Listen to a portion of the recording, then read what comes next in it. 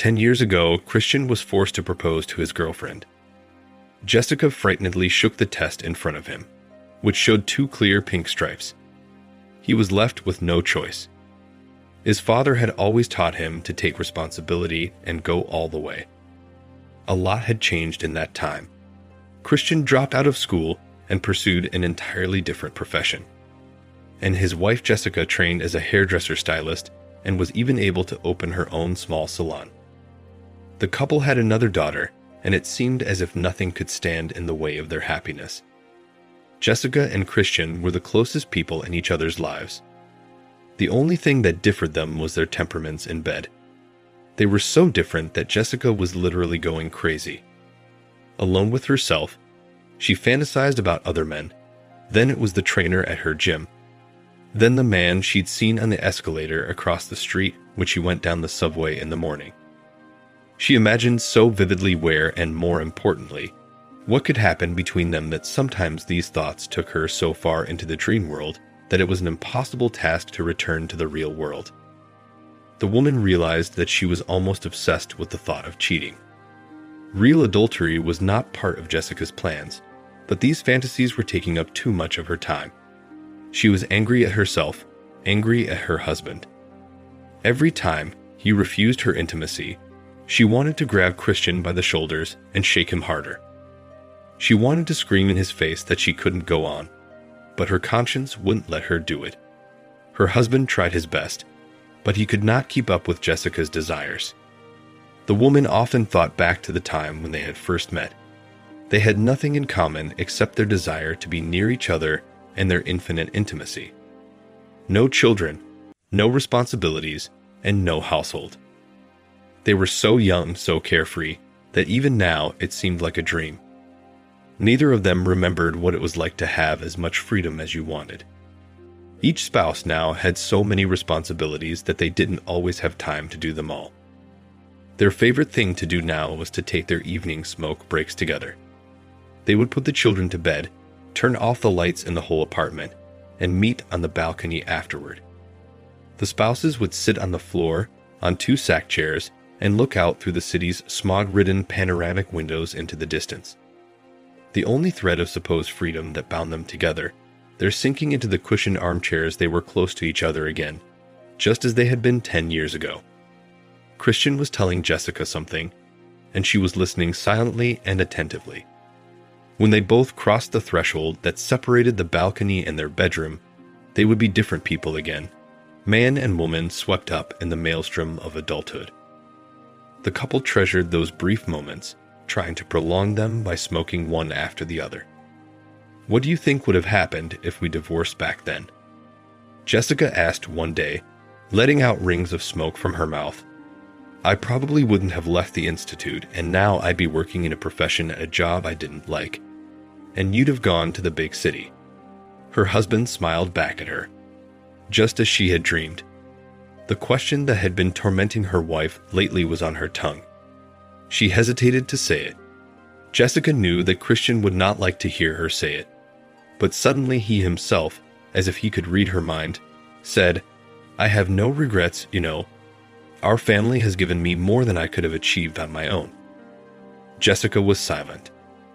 She herself would never have been able to give an honest answer to such a question, and she prayed that Christian would not think of asking her. But her husband remained silent. Jessica met Dale at the cafe. It was lunchtime, and all the tables were taken. The man approached her and asked permission to sit next to her. Without even looking at him, Jessica nodded. She was engrossed in reading a new book, and she didn't want to be distracted by such little things. She could feel her neighbor's gaze drilling down on her. It distracted her reading and made her wildly irritated. She abruptly slammed the book shut and looked the stranger straight in the eye. The man was smiling contentedly. Only now she could see his unusual features and beautiful gray eyes. Well, why did you stop? He said, sipping his coffee. I liked it so much to watch you. You have so much emotion on your face. I don't like it when people stare at me. Jessica answered angrily. She was about to leave, but the stranger held out his hand to her. Please stay. I didn't mean to offend you." His smile was so disarming and inviting that Jessica's mind immediately flashed to images of undressing this man, of touching him with her hands. She shook her head to get away from her thoughts, which were completely out of place. The man introduced himself and asked about the book Jessica was reading. They got to talking. When it was time to leave, Dale asked for her number. After a moment's hesitation, she dictated the numbers and spent the rest of the day thinking only of him, of her new acquaintance. Their communication quickly turned from deliberately polite to more relaxed. Dale was increasingly picking Jessica up at lunchtime and taking her somewhere. To a hotel he'd rented for just an hour, to an apartment he called his own, or just away from the city.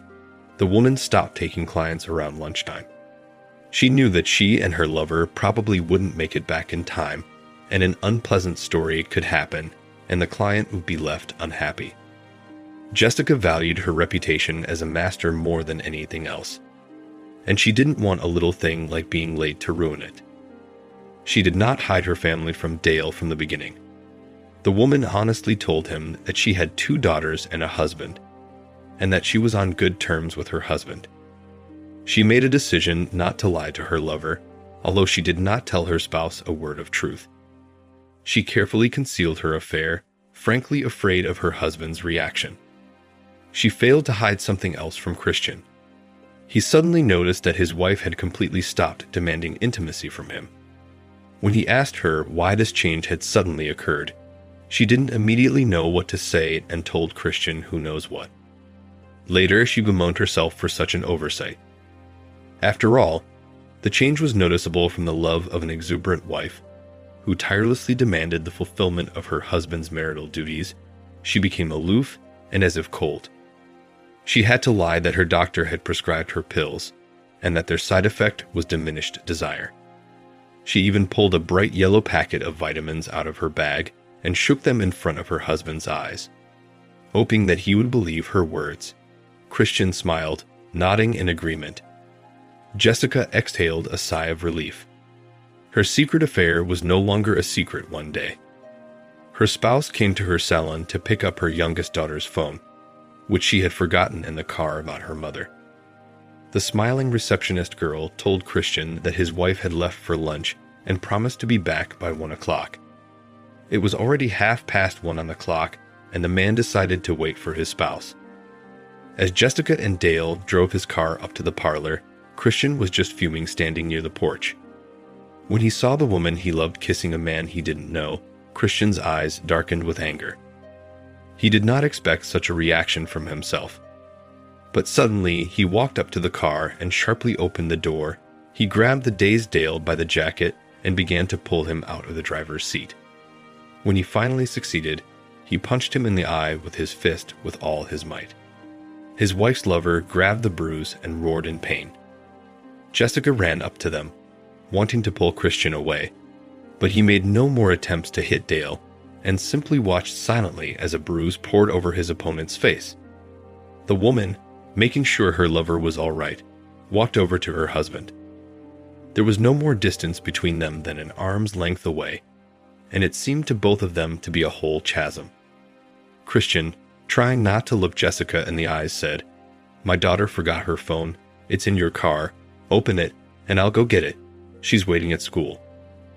My wife nodded and looked in her purse for the keys and clicked the alarm. After getting what she wanted, the man drove away in silence. He was waiting for her in the evening at their usual spot. The couple almost simultaneously flicked a lighter and took a drag. The silence lasted forever. Finally, Jessica found the courage to tell her husband about her infidelity. She tried to speak in a way that didn't incriminate Christian, but it was getting out of hand. Today, it was the other way around. Jessica talked and her husband listened in silence. When the story was over, he extinguished the last cigarette and stood up. The man didn't give his wife a hand as he usually did. He simply walked out, closing the door behind him to more than just the balcony. The children took the divorce the hardest. The daughters could not believe that their beloved father would no longer live with them. The older girl, who understood a little more, resented her mother. She heard her father's words about cheating when he was on the phone with a lawyer and understood everything. 6 months after her lover's divorce, Dale moved in with her. They lived together for 3 years, and when Jessica announced to her common-law husband that she was pregnant, she didn't find a single thing of his in her apartment 24 hours later. The man had simply vanished without even leaving a note. She was left alone, trying to run a business at the same time, being a mother of 2 teenagers and waiting for another child. In the evenings, as she sat in her chair on the balcony, she wanted to howl with exhaustion and despair. The chair beside her was empty, and the finished pack of her ex-husband's cigarettes lay orphaned in a drawer of her desk. Such is the story. The next story is no less interesting. It tells the story of how a married boss fell for the flirtation of an employee, which she regretted very much. Verona and Leo had been married for 20 years. Their marriage was very early because it turned out that Verona was expecting a baby.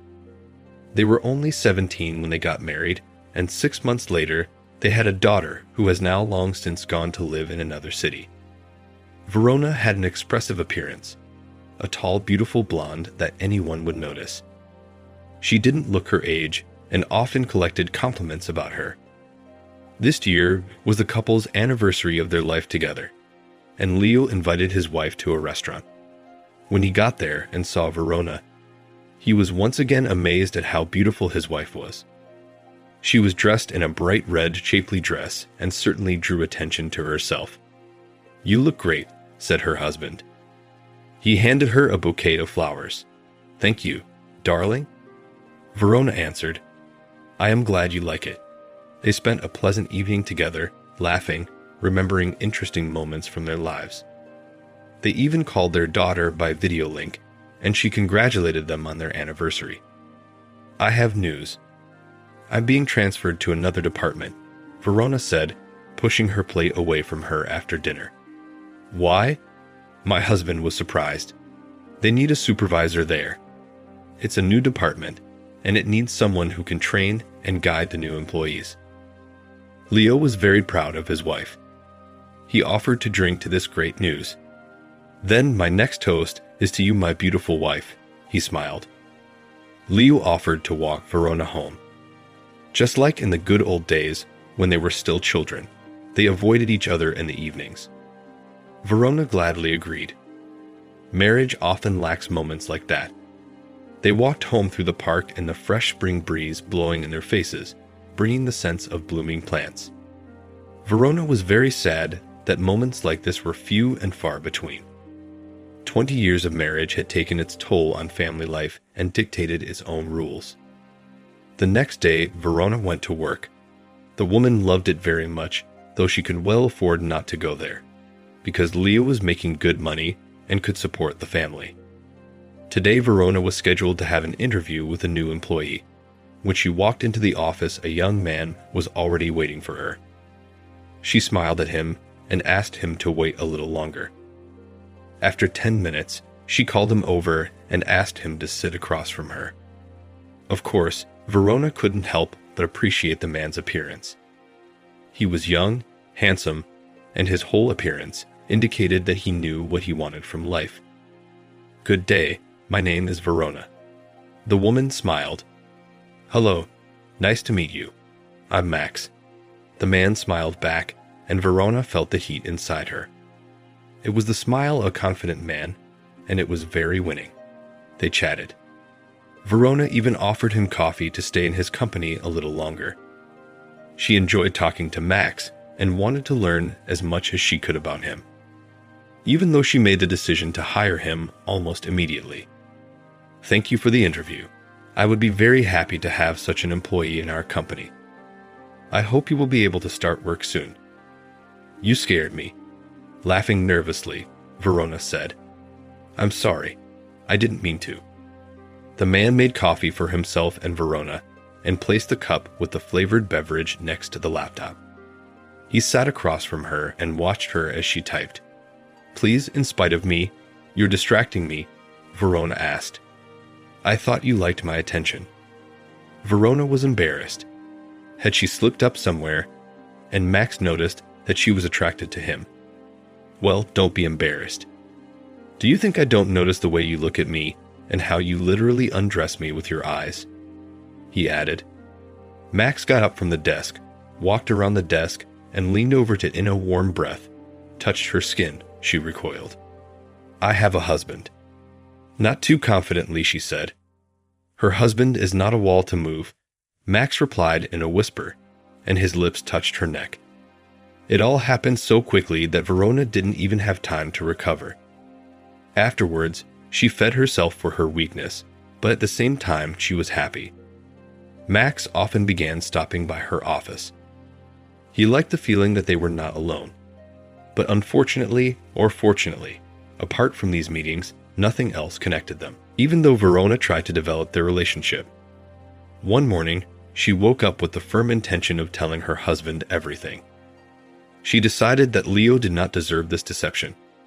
It was a day off, and Leo woke up later than his wife. So when he arrived in the kitchen, Verona was already drinking coffee. He thought his wife was acting strangely very nervous, and her hands were even shaking a little. "Do you have a headache?" Carefully, her husband asked. No, I do not have a headache. But I have something to talk to you about." And Verona told him all about Max, about her feelings for him, and what was going on with him at work. She had never felt so weak and defenseless as at this moment. She kept expecting Leo to start screaming, swearing, and maybe even throw something at her. But he took it calmly, I guessed. Smiling sadly, Leo said, "Your behavior has changed. It's like you're 17 again. And I haven't seen you like that for a long time. That's why I sometimes thought you were seeing someone else. Why didn't you say anything?" Verona asked. She was shocked by what her husband had told her. "I didn't want to lose everything. If you admit it, I would have to leave. I could not live with you, knowing this information. It's one thing to guess, but it's another thing to know for sure." The two of them sat in the kitchen and were silent. They each drank coffee and thought about something else. Verona had many more words in her head that she had been preparing to say to her husband, but didn't have to. She felt like a traitor who had ruined someone else's life. Perhaps she would have felt better if her husband had actually yelled at her. How coldly he took the information to heart made her soul feel even worse. "What shall we say, daughters?" Verona asked in a whisper. "Let's tell her the truth. She is a big girl, and I think she will understand. We are all adults and understand that bad things in life happen from the indifference and coldness of her husband." Verona wanted to howl. She understood that he had chosen the right tactic. He wanted to give her some of the pain she had brought him. They divorced, dividing all the property they had accumulated. Leo fulfilled his dream and bought himself a house by moving out of town. It was something he had always wanted very much. But Verona was a city dweller, and out of solidarity with his wife, he did not buy a house. But now that he was free, he could afford everything. Despite the fact that Verona was a woman quite independent, it was very difficult to build her life anew. She could have been fired for having an affair in the workplace, but she still risked telling Max about her divorce and didn't get the reaction she had hoped for. She told him that now they cannot hide. If necessary, she will arrange it in another firm, and then their relationship will not be threatened. He laughed and said he didn't want a relationship. He liked everything as it was, because that was all he wanted. Verona was hurt after his words, and she realized that by betraying herself, she had also been betrayed. After this news, she cried all day in her office.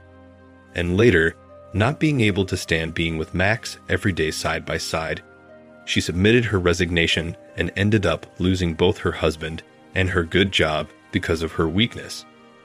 Of course, she found another job without much trouble, but she could no longer regain her former peace of mind. The woman constantly thought about how horribly she had treated her husband for the sake of momentary pleasure, and the guilt did not give her peace. Her daughter was also angry with her after what had happened. Verona was so trapped by these thoughts that her constant state of nervousness left little of her former beauty. She started to binge on stress, and then the booze got involved. From once an attractive woman who had everything, she turned into a completely ordinary, abandoned by all the cheater. So that's the story. Share in the comments what you think about this situation and the behavior of the characters.